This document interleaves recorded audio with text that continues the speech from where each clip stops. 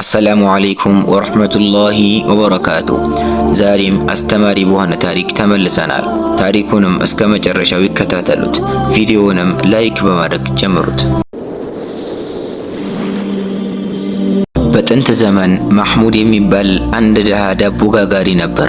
ማህሙድ የፊቱ መጨማደድ የትዕግስትን ታሪክ የሚተርክ ዱቄት የሚያበኩ እጆቹ ደግሞ ለአንዲት ልጁ ለሶፊያ እጅግ አዛኝ የነበሩ ደግ ሰው ነበር። ሶፊያ ውድ ባለቤቱ ከሞተች በኋላ የህይወቱ ብርሃን ነበረች። ፊቷ እንደ ጨረቃ የሚያበራ፣ መንፈሷ ደግሞ በቤቱ ውስጥ ደስታን የሚረጭ ነበር። ማህሙድና ልጁ የአንድ እንጀራ ቁራጭና ሳቃቸውን እየተካፈሉ በሰላም ይኖሩ ነበር። ነገር ግን ማህሙድ ሞት ድንገት መጥቶ ልጁን በዚህ ጨካኝ ዓለም ብቻውን እንዳይተወው የሚል ፍርሃት በልቡ ውስጥ አደረ። በዚህም የፍርሃትና የፍቅር ስሜት ተገፋፍቶ ሐሊማ የምትባል አንዲት ሴት አገባ። ነገር ግን ሐሊማ እንደ ስሟ ለስላሳና ትዕግስተኛ አልነበረችም። ይልቁንም ስግብግብና ክፉ ነበረች። የምትፈልገውን እስክታገኝ ድረስ ለሰዎች ደግና ለስላሳ መስላ ትታይ ነበር። እሷም እንደ ሶፊያ እኩያ የሆነች በህያ የምትባል ልጅ ነበረቻት። ሐሊማ ቤት እንደገባች የደግነት ጭንብሏን አወለቀች። ማህሙድ ለሶፊያ ያለውን ክብርና ውበት ሲያደንቅ በምቀኝነት ትመለከት ነበር። የቅናት እሳት በልቧ ነደደ። ሶፊያን ከመንገዷ አስወግዳ ቤቱ ለልጇ ብቻ እንዲቀር ማቀድ ጀመረች። አንድ ቀን ምሽት ሐሊማ በወጥ ቤቱ ጨለማ ጥግ ተቀምጣ ሶፊያን የምታስወግድበትን ሰይጣናዊ እቅድ አወጣች።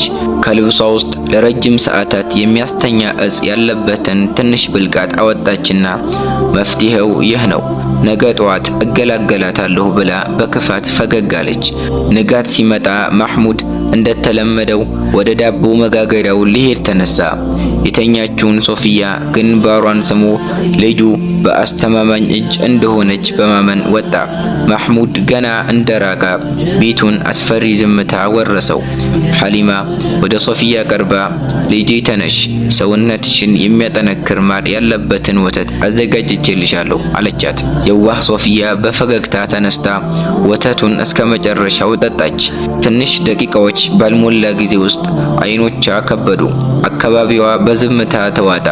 ሙሉ በሙሉ ራሷን ስታወደቀች። ሐሊማ ሶፊያ መደንዘዟን ስታረጋግጥ ለልጇ ለበህያ ቶሎ በይ አህያውን አምጪ ብላ ትዕዛዝ ሰጠች። የሶፊያን አካል በጨርቅ ጠቅልላ እንደ ዱቄት ከረጢት በአህያው ጀርባ ላይ ጫኑት። ሐሊማ ጎረቤት እንዲያዩት በጠባቡ መንገድ አህያውን እየመራች ወደ ጫካው ጥልቅ ክፍል ገባች። ማንም የማይደርስበት አንድ የተተወ ጥልቅ ጉድጓድ ስትደርስ የሶፊያን አካል አወረደች።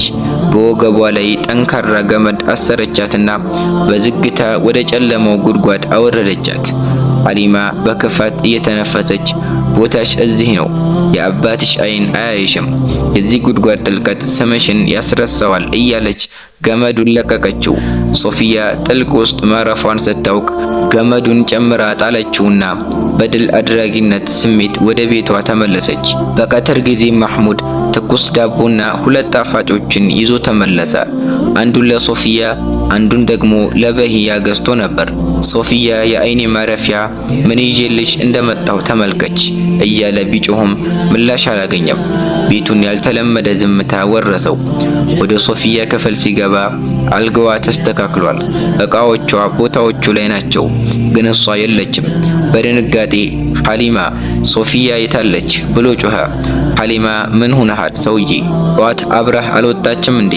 ጠዋት አንተን ልረዳ ብላ ተከትላህ ወጥታ ነበር ብላ ዋሸችው። ማህሙድ የያዘው ጣፋጭ ከእጁ ወደቀ።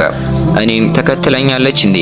ግን መንገዱ ቅርብ ነው፣ እንዴት አላየኋትም? እያለ እንደ እብድ ወደ ውጭ ወጣ። የጎረቤትን ደጃፍ ሁሉ አንኳኳ። ወደ ጫካው እየሮጠ ሶፊያ ልጄ አትተይኝ እያለ ድምፁ እስኪዘጋ ድረስ ጮኸ። ፀሐይ ስትጠልቅ ልቡ ተሰብሮ ተመለሰ። ሐሊማ የሐዘን ድራማ ትሰራ ነበር። ማህሙድ ግን ልቡ የሆነ ነገር እንደተፈጠረ ቢነግረውም ክፋቱ እስከዚህ ይደርሳል ብሎ አልገመተም ነበር። በተተወው ጉድጓድ ውስጥ ሶፊያ ቀስ በቀስ ነቃች። አይኖቿን ስትከፍት ራሷን ጥልቅ ጨለማና ቀዝቃዛ ውሃ ውስጥ አገኘችው። ለመውጣት ብትሞክር የጉድጓዱ ግድግዳዎች የሚያንሸራትቱ ነበሩ። አባቴ እዚህ ነኝ እርዱኝ ብላ ብትጮህም ድምጿ ወደ ራሷ ይመለስ ነበር። አንድ ቀን አለፈ። ቅዝቃዜውና ረሃቡ አደከማት። በሶስተኛው ቀን ንጋት ላይ ተስፋ ስትቆርጥ ከጉድጓዱ አፍ ላይ የእግር ኮቴ ሰማች። ኮቴው ጃቢር የሚባል ልበ ደንዳና ባሪያ ነበር። ጥማት ስለተሰማው ባልዲውን ወደ ጉድጓዱ አወረደ። ሶፊያ የቀራትን ኃይል ተጠቅማ ገመዱን ጨበጠችና እርዳኝ እያለች የነፍስ አደን ጥሪ አሰማች። ጃቢር ደንግጦ ሰውነሽ ወይስ ጋኔን ብሎ ጮኸ። ሶፊያም አትፍራ፣ እኔ የዳቦ ጋጋሪው ልጅ ነኝ፣ አውጣኝና አላህ ዋጋህን ይከፍልሃል አለችው። ጃቢር ገመዱን በዝግታ ሳቡ። ሶፊያ ወደ ላይ ስትወጣ ፊቷን ሳይ ውበቷን ተመለከተ። ርህራሄ ሳይሆን ትልቅ ትርፍ የማገኝባት ንብረት ናት የሚል ሰይጣናዊ ስግብግብነት አይኑ ላይ በራ። ሶፊያ አየሩን እንደሳበች በድካም ራሷን ስታወደቀች። ጃቢር ወደ ቤቷ ከመውሰዱ ይልቅ እጆቿን በሻከረ ገመድ አስሮ በፈረሱ ላይ ጫናትና ወደ ሌላ ከተማ ወሰዳት። ሶፊያ ከጉድጓዱ እስር ወደ ባርነት እስር ተሸጋገረች። ጃቢር መንሱር ወደምትባል ግርግር የበዛባት ከተማ አደረሳት። በባሪያ ገበያ መሃል ቆሞ ይህችን ቆንጆ ባሪያ ማን ይገዛል? ለቤተ መንግስት አገልግሎት የምትመጥናት እያለ መጮህ ጀመረ። በዚያ መሃል የከተማው ፈራጅ በታላቅ ሰልፍ ሲያልፉ አዩት። አስተዋይና ፍትሃዊ ሰው ነበሩ። ወደ ጃቢር ቀርበው ይህች ልጅ ዋጋዋ ስንት ነው? ታሪኳስ ምንድን ነው ብለው ጠየቁት። ጃቢርም 100 ወርቅ ነው፣ በበረሃው አግኝቻት ነው ብሎ ዋሻ። ፈራጁም ልጅቱ ከዚህ ስግብግብ ሰው ለማዳን ሲሉ ገንዘቡን ከፍለው ወደ ቤታቸው ወሰዷት። በፈራጁ ቤት ሶፊያ ጥሩ ምግብና ልብስ አገኘች። ነገር ግን ልቧ ከአባቷ ጋር ነበር። በየቀኑ ማለዳ በመስኮት በኩል ወደ ሰማይ እያየች እንዲህ ብላ ታንጎራጉር ነበር።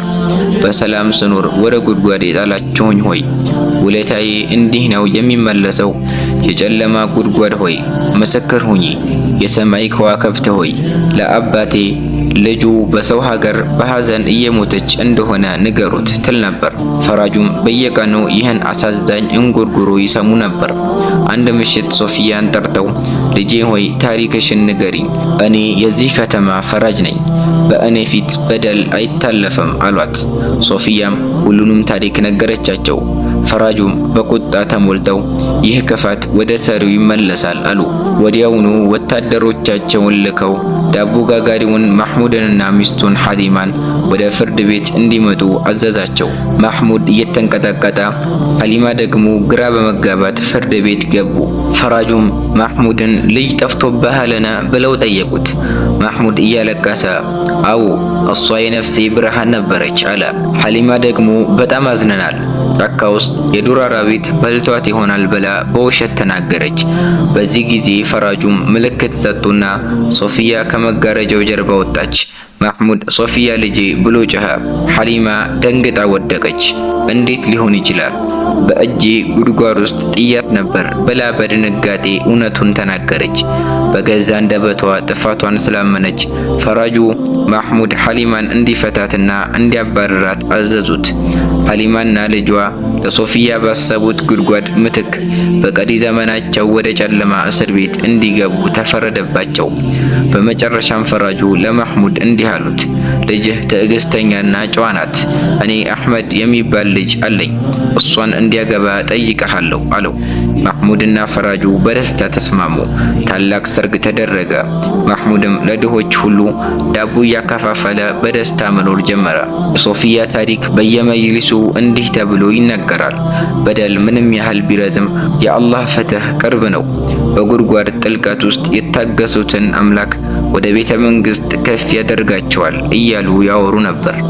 ከዚህ ከዛሬው ታሪካችን ብዙ ነገር እንማራለን። አላህ ሱብሓነሁ ወተዓላ በቀጣይ የምንገናኝ ያድርገን። ሱብሓነከ አላሁመ ወቢሐምዲክ አሽሀዱ አን ላ ኢላሃ ኢላ አንተ አስተግፊሩከ ወአቱቡ ኢለይክ ወአኺሩ ደዕዋና አኒል ሐምዱሊላሂ ረቢል ዓለሚን ወሰላሙ ዓለይኩም ወረሕመቱላሂ ወበረካቱሁ።